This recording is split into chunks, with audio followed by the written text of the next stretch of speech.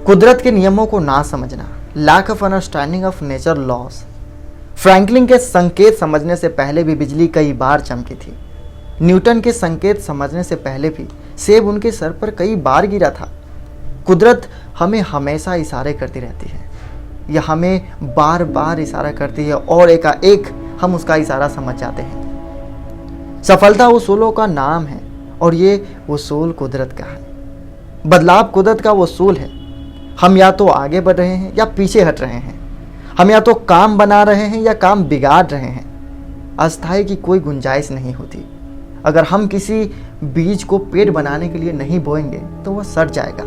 आप चाहे या ना चाहें, बदलाव तो होना ही है और होकर ही रहेगा। हर तरक्की बदलाव का नतीजा होती है, पर ज़रूरी नहीं है कि हर बदलाव की वजह से तरक्की हो। हमें बदलावों का जायज़ा लेना चाहिए और उन्हें तभी कबूल करना चाहिए जब वे वाजिब लगे। किसी चीज़ को जांचे बिना कबूल कर लेना आदमी की ढीला स्वभाव का दर्शाता है। ऐसा करना आत्मसम्मान और आत्मविश्वास की कमी की निशानी है। परंपरा के बारे में काफ़ी कुछ कहा जाता है। केवल तरक्की के लिए तरक्की करना एक तरह की कैंसरग्रस्त सोच है। यह चारों ओर फैल रही है, नकारात्मक है। यह तरक्की नहीं, बर्बादी है। सही मायने में तरक्की के लिए उसका सकारात्मक सोच होना जरूरी है। सफलता किस्मत से नहीं, कुछ नियमों का पालन करने से मिलती है। वजह और नतीजे का सिद्धांत, law of causes and effect. सफल होने के लिए हमें वजह और नतीजे के सिद्धांत और काम एवं नतीजे के रिश्ते को समझना होगा। हर नतीजे की कोई वजह होती है।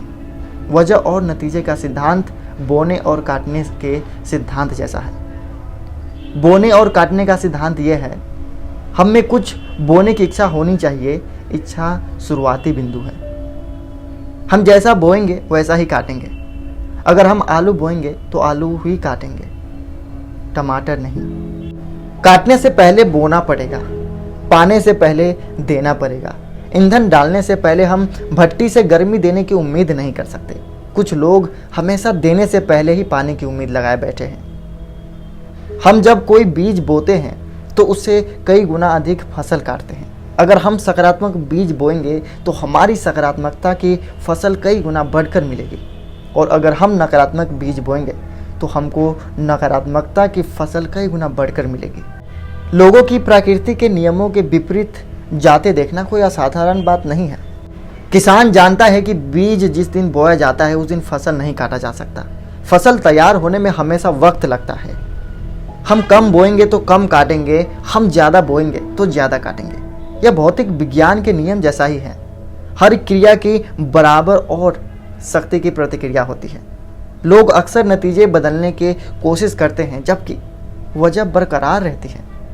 हम अपने दिमाग को सकारात्मक विचारों की खुराक लगातार देते रहना, वरना नकारात्मक खाली पड़ी जगहों को अपना ले लेती है। जो बात जेम्स एलन ने अपनी किताब एज अ मैन थिंकेथ में कही है, वही बात कई पुरानी कहानियों में भी कहा जा चुका है।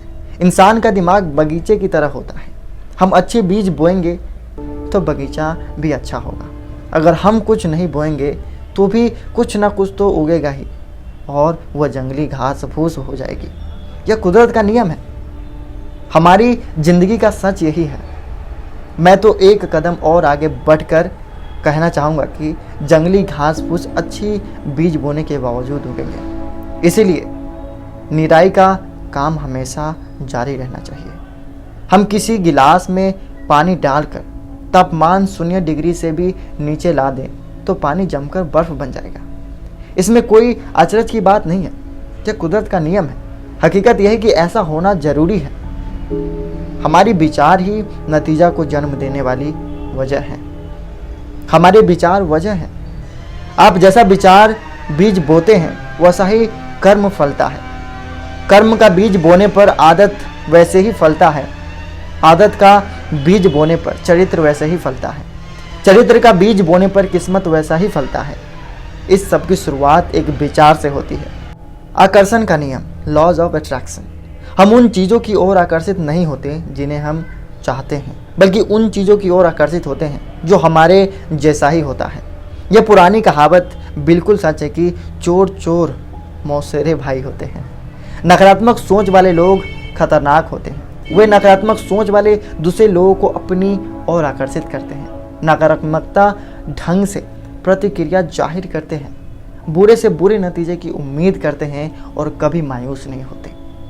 क्या आपने गौर किया है कि सामाजिक समारोह में सफल लोग दूसरे सफल लोगों को अपनी ओर आकर्षित कर लेते हैं, दूसरी ओर असफल लोग असफल लोगों को आकर्षित कर लेते हैं और एक दूसरे से सिर जोड़कर शिकवा शिकायत करते हैं, कलपते हैं और बिलखते हैं।